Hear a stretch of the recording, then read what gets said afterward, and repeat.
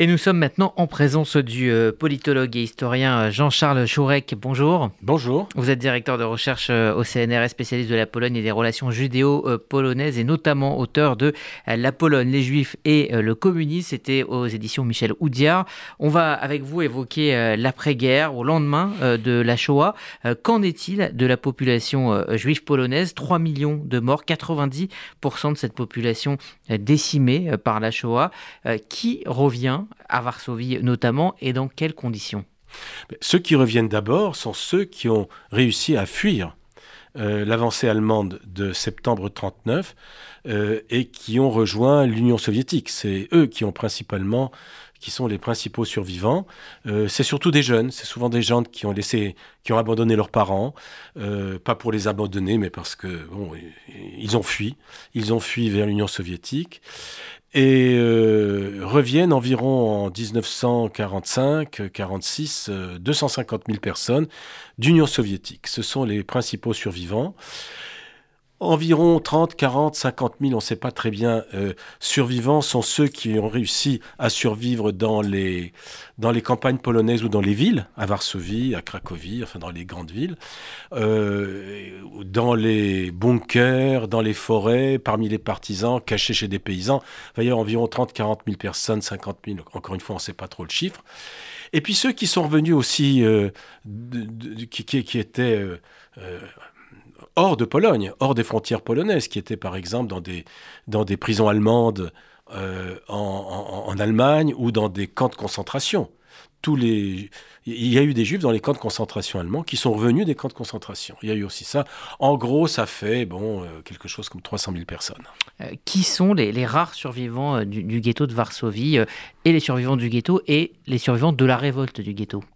Alors, les survivants de la révolte du ghetto, il y en a eu un certain nombre, quelques dizaines, je ne peux pas vous dire exactement le chiffre, là, maintenant, mais il y a eu le dernier commandant de cette insurrection, Marek Edelman, qui était bundiste, donc qui était adhérent de ce parti ouvrier, et a quitté le ghetto par les canaux.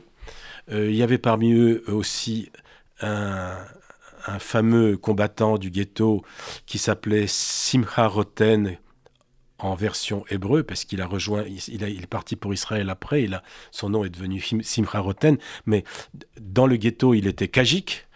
Il clôt le film Shoah de Claude Lanzmann.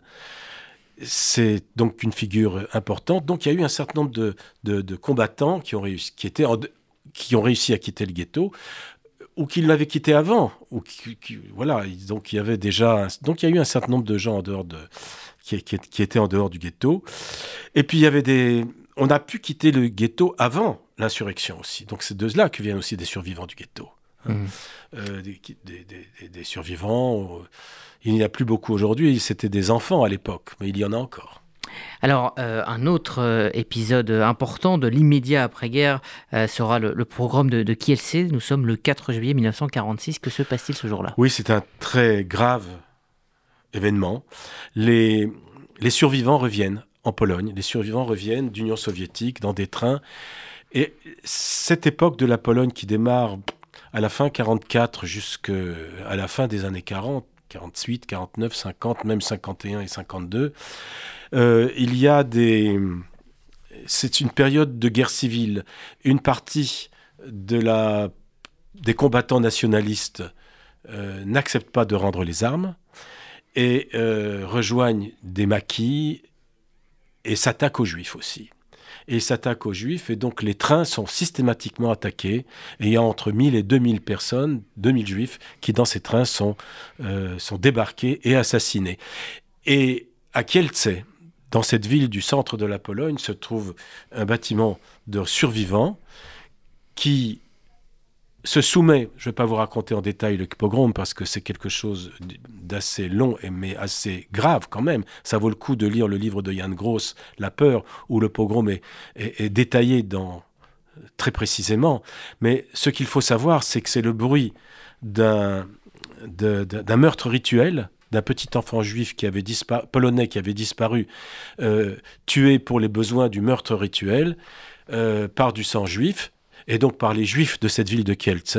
C'est cette rumeur qui s'est avérée bien sûr complètement infondée, comme toutes les rumeurs relatives au meurtre rituel, qui fait qu'une foule s'amasse devant ce bâtiment et envahit le bâtiment, supposément protégé par la police et par l'armée, mais en fait, la police et l'armée mettent la main à la pâte. Donc c'est un pogrom épouvantable avec 42 morts, des blessés, et ça traduit la mentalité de cette Pologne profonde qui croyait encore au meurtre rituel. On en revient aux racines de l'antisémitisme. Et par la suite, le régime communiste va s'installer en Pologne et lui aussi va charrier un certain antisémitisme. Oui, il va charrier un certain antisémitisme. Il y a notamment des fractions du Parti communiste qui, à un moment donné,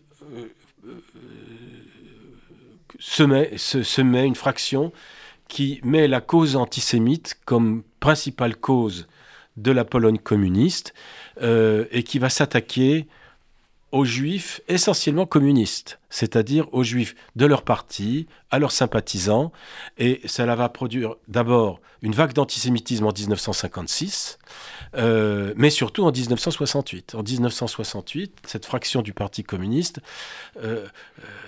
accuse les juifs de Pologne de déloyauté et de constituer une cinquième colonne, c'est ce qu'a dit le principal dirigeant polonais à l'époque, Gomulka, de former une cinquième colonne qui mine les fondements de l'État communiste polonais. C'était dit dans le contexte de la guerre des 6 jours, où effectivement les Juifs de Pologne avaient marqué leur approbation de la conduite des armées d'Israël, mais pas que les Juifs.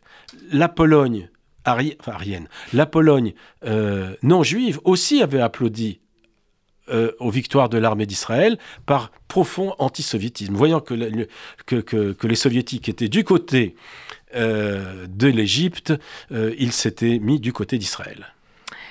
Eh bien, tout ça nous amène aux questions contemporaines. La semaine dernière, il y a eu un accord entre Israël et la Pologne sur l'enseignement de la Shoah aux jeunes Israéliens qui vont visiter les lieux de mémoire en Pologne. La Pologne a exigé qu'il y ait désormais des lieux de mémoire polonais non juifs qui soient visités par les jeunes Israéliens. Il y a une querelle depuis plusieurs années, depuis une dizaine d'années, on va dire, et depuis l'arrivée du parti ultra-conservateur PiS au pouvoir, il y a en Pologne ce débat sur la réécriture de l'histoire ou la manière dont les Polonais regardent leur histoire. Pourquoi ont-ils autant de mal à regarder leur histoire en face ? Alors il faut le dire rapidement. Il faut dire que les communistes, durant la période communiste, durant 45 ans, avaient minimisé, pour ne pas dire mis de côté, peut-être nié, la participation de populations polonaises à la Shoah. Ou quand elle l'avait reconnu, elle l'avait toujours traduit en des termes de marginaux sociaux. C'était des marginaux sociaux qui étaient les responsables de ces crimes. Ce n'étaient pas des Polonais nobles, si je puis dire, entre guillemets. Et à la chute du mur, les bouches s'ouvrent et tout le monde s'intéresse au passé juif. Il y a un grand engouement, y compris encore jusqu'à aujourd'hui, un grand engouement en Pologne pour le passé juif. Et dans ce contexte-là, naît une nouvelle école d'historiens polonais, qui sont mes collègues, et qui ont fait un travail remarquable. Ils ont créé une revue qui vaut les revues mondiales. Ils en sont à leur 17e numéro annuel, qui s'appelle « Extermination des Juifs » tout simplement, et qui met en lumière la participation de Polonais à la Shoah. Cela a été accepté pendant 10 ans, mais quand est venu au pouvoir le parti Droit et Justice actuel, cette image-là, ce constat-là, il ne l'a pas accepté. Il ne l'a pas supporté. Et ils en sont revenus, en quelque sorte, à la période historiographique communiste où on glorifiait d'une certaine façon les Polonais, ce que faisaient les communistes. Donc eux, ils ont fait la même chose et ils font la même chose, ils glorifient cela. Et quand il y a eu, en 2018, une loi qui criminalisait, ça a existé en 2018, une loi qui criminalisait les recherches menées par les historiens qui imputaient dans le texte l'idée que ce sont des Polonais qui seraient cause de la Shoah. Ils ont promulgué une loi pour le dénoncer et ça a provoqué un tollé au niveau mondial, en Israël, aux États-Unis. Et ils ont retiré la loi. Mais cela s'est soldé par une déclaration commune des deux premiers ministres sur l'histoire, dans laquelle le premier ministre israélien de l'époque, Netanyahou, s'engageait à respecter une certaine raison historique polonaise. Et aujourd'hui, on le voit, ça se maintient, cela se continue par cette demande faite par les autorités polonaises qui avaient suspendu avec les Israéliens la venue des écoliers polonais. Et maintenant, ils demandent que, oui, d'accord, venez, mais si vous venez, ne venez pas seulement voir les camps de concentration, venez voir aussi les lieux où les Polonais ont sauvé des Juifs. Ce qui est quand même un pur scandale, parce que c'est une manière de diriger les délégations des jeunes Israéliens. Dernière question, qu'en est-il aujourd'hui de l'antisémitisme en Pologne, du sentiment antisémite? Est-ce qu'il est plus élevé que dans le reste de l'Europe? Oui. Si vous regardez, il y a une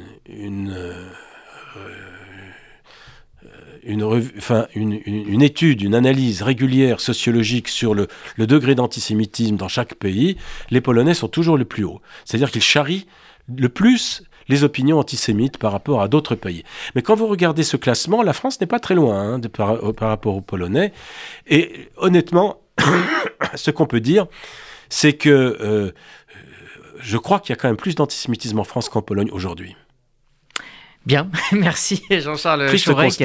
Ça sera le mot de la fin. Et justement, si vous voulez vous intéresser de plus près à cette nouvelle école polonaise d'études de la Shoah, il y a un livre que vous avez co-dirigé sur le sujet qui s'appelle justement la nouvelle école polonaise d'études de la Shoah. D'histoire de la Shoah. Merci à vous de nous avoir éclairé tout au long de cette semaine, Jean-Charles Chourec. Merci. Merci à vous.